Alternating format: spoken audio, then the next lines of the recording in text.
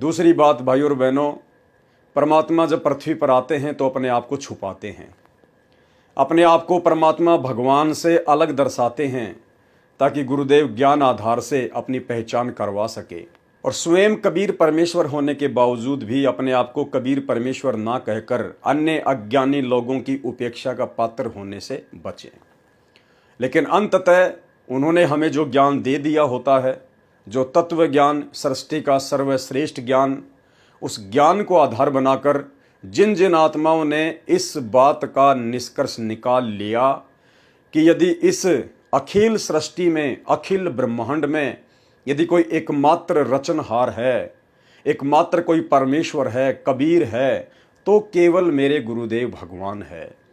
यदि इस बात की आपको दृढ़ता के साथ में जानकारी हो गई, पहचान हो गई, फिर आप जी भक्ति मार्ग पर बिल्कुल भी डगमग नहीं हो पाएंगे।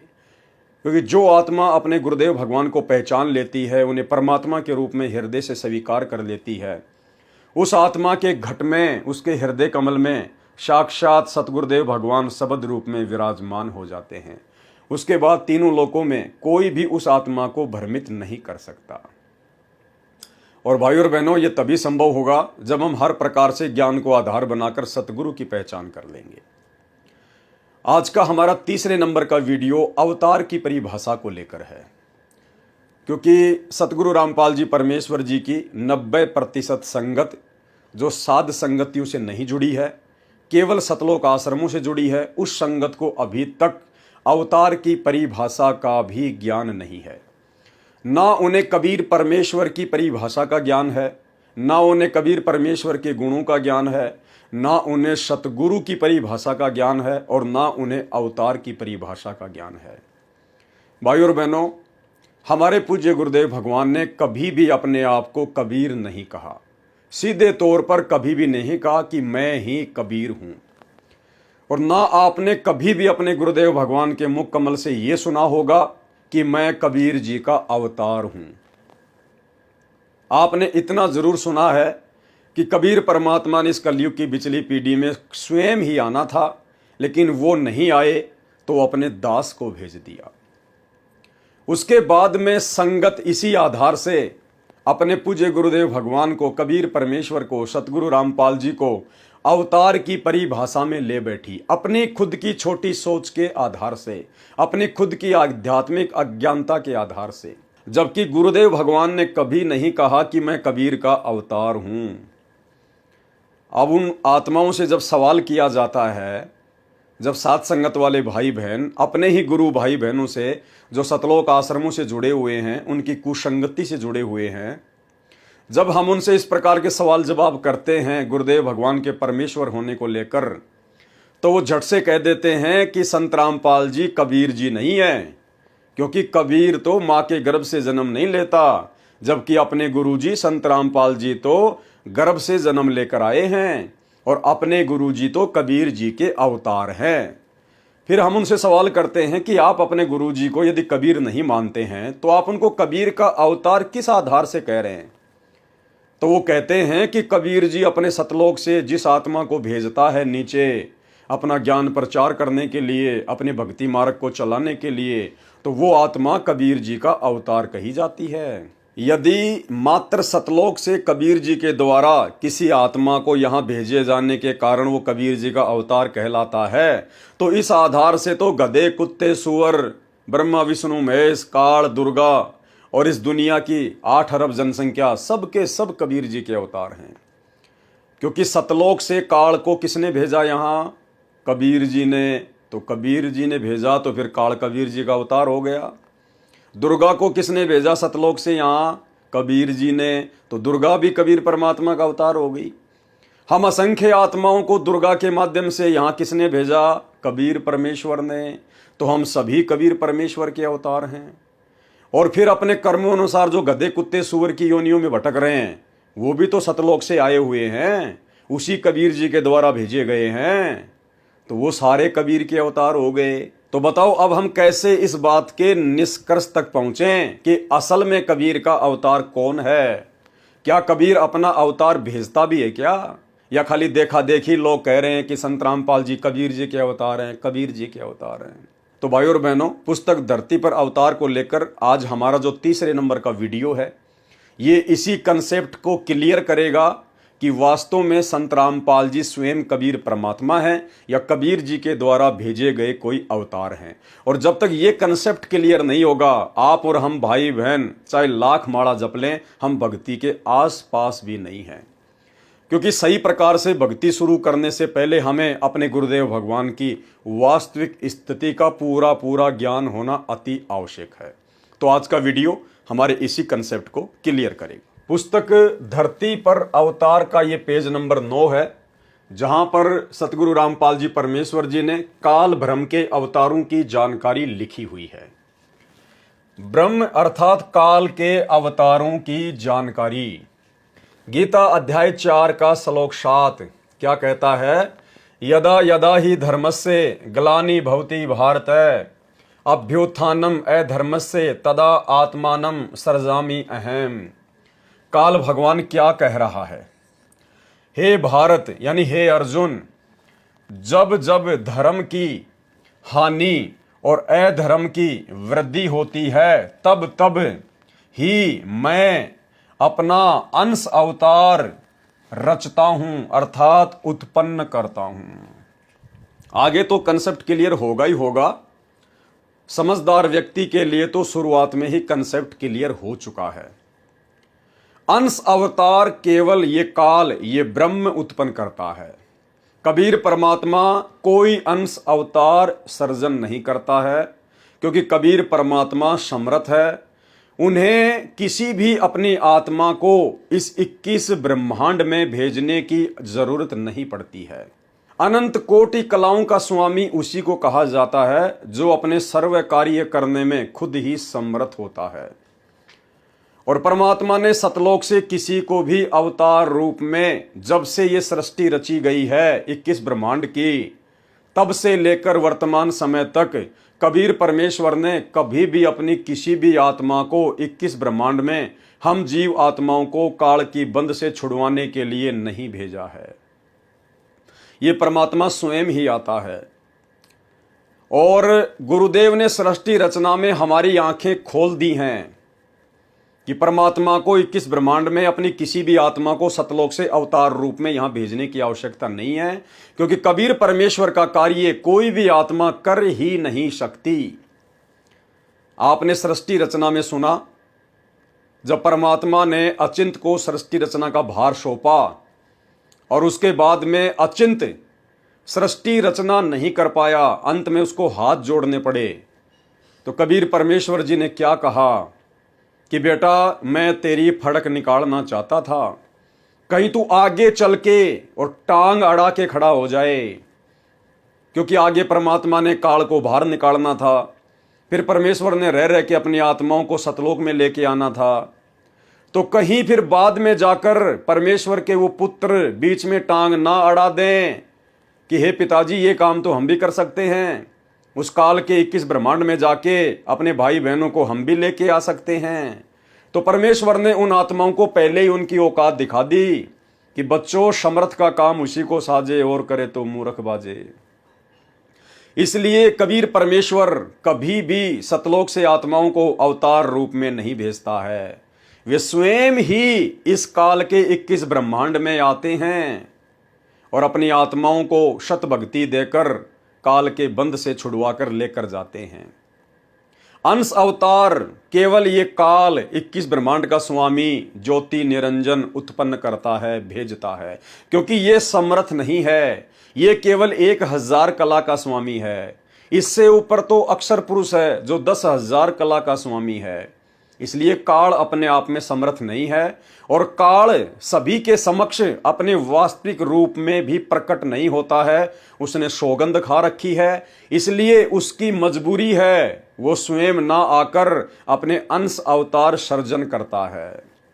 तो भाई और बहनों, इस बात को दिलो दिमाग से निकाल देना कि संत रामपाल जी कोई कबीर जी के द्वारा भेजे गए अवतार होंगे। आगे पूरा कंसेप्ट क्लियर होने वाला है, वीडियो को ध्यान से सुनते जाइए। तो गीता अध्याय 4 श्लोक 7 का निष्कर्ष है कि जब जब धरती पर धर्म की हानि और अधर्म की वृद्धि होती है, तो ये काल कहता है कि तब तब मैं अपना अंश अवतार रचता हूं, अर्थात उत्पन्न करता हूं। जैसे विष्णु के रूप में श्री रामचंद्र जी को भेज दिया, फिर द्वापर में श्री कृष्ण जी को भेज दिया, इस प्रकार से ये काल अपने अंश अवतार सृजन करता है। जैसे श्रीमद् भगवत गीता अध्याय 4 श्लोक 7 में गीता ज्ञानदाता ने कहा है कि जब जब धर्म में घृणा उत्पन्न होती है, धर्म की हानि होती है तथा अधर्म की वृद्धि होती है, तो मैं काल अर्थात ब्रह्म क्षर पुरुष अपने अंश अवतार अर्थात अपनी आत्माओं को सर्जन करता हूं, अर्थात उत्पन्न करता हूं। जैसे श्री रामचंद्र जी तथा श्री कृष्ण चंद्र जी को काल ब्रह्म ने ही पृथ्वी पर उत्पन्न किया था, जो स्वयं श्री विष्णु जी ही माने जाते हैं। लेकिन आपको एक भी एग्जाम्पल सतयुग से लेकर वर्तमान कलयुग की बिचली पीढ़ी तक देखने को नहीं मिलेगा कि कबीर परमेश्वर ने कभी भी किसी भी युग में सतलोक से अपनी किसी आत्मा को अवतार रूप में भेजा हो। सतयुग में हम सब जानते हैं, गुरुदेव भगवान ने तोते की तरह रटा दिया है कि सतयुग में खुद कबीर परमात्मा सत सुकृत ऋषि के नाम से प्रकट हुए थे। यानी सतयुग में उन्होंने अपना कोई अवतार नहीं भेजा, खुद कबीर परमात्मा ही धरती पर सशरीर प्रकट हुए थे और एक संत जैसी भूमिका किया करते थे। जैसे आज सतगुरु रामपाल जी के रूप में वो दुनिया को एक साधारण मनुष्य की भांति ज्ञान समझा रहे हैं, उसी प्रकार की लीला उन्होंने सतयुग में की।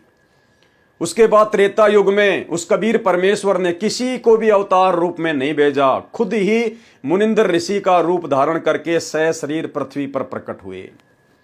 उसके बाद द्वापर युग में उस कबीर परमेश्वर ने किसी को भी सतलोक से अपने अंश अवतार रूप में नहीं भेजा, वे स्वयं ही करुणामय ऋषि के नाम से सशरीर प्रकट हुए और अपना ज्ञान प्रचार किया।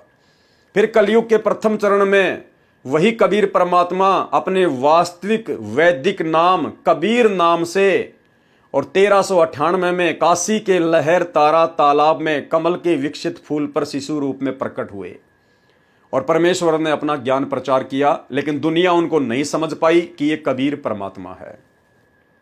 उसके बाद लगभग 350 साल पहले आदरणीय गरीबदास जी के रूप में खुद ही कबीर परमात्मा धरती पर प्रकट हुए।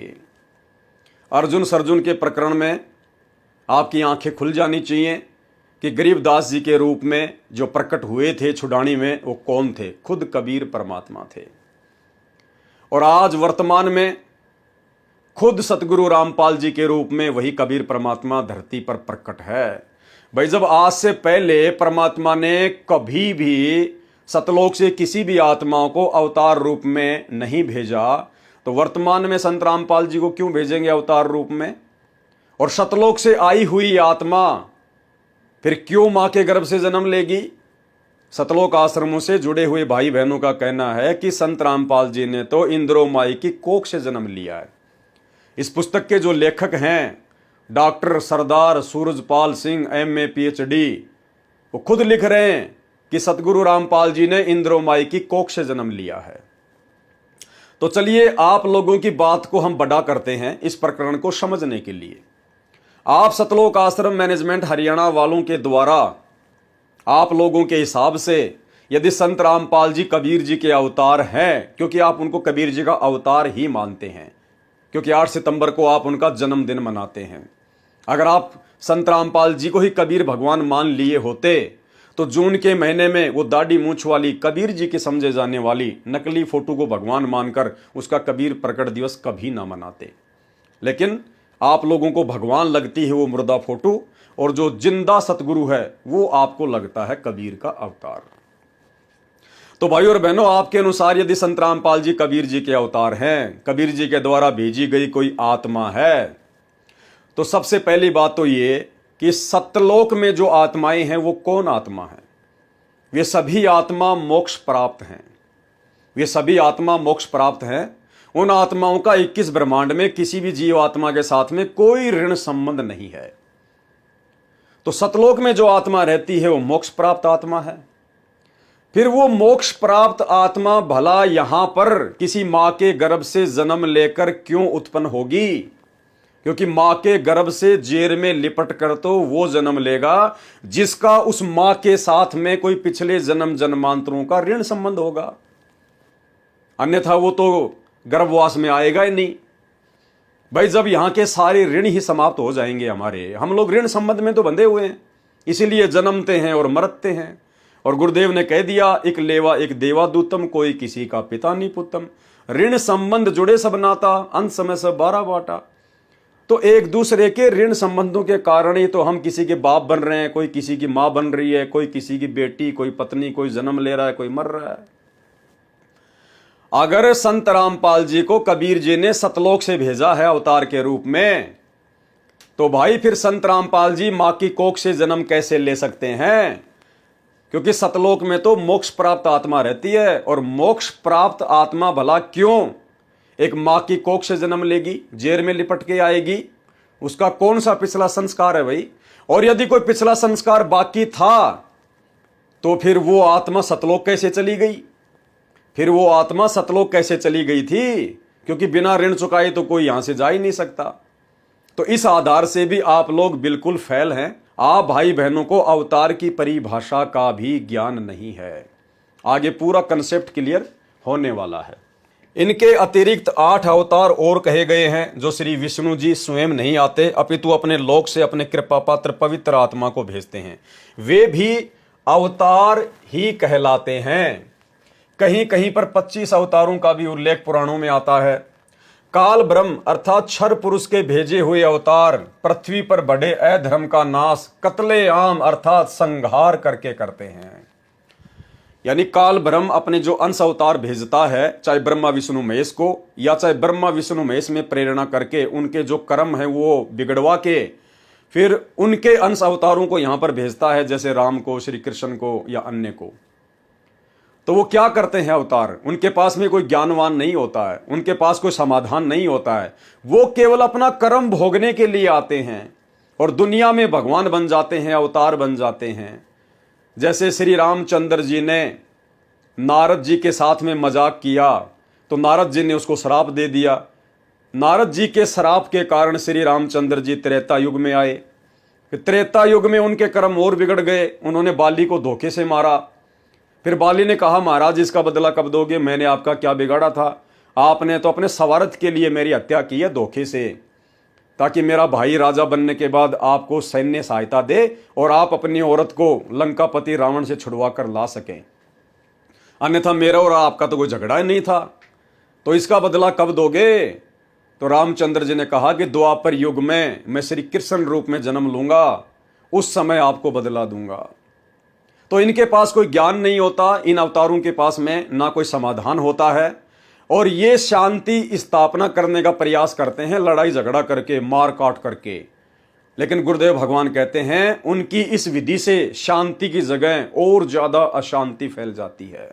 राम रावण युद्ध हुआ, कितने करोड़ों सैनिक मारे गए, उनकी औरतें विधवा हो गई, बच्चे यतीम हो गए।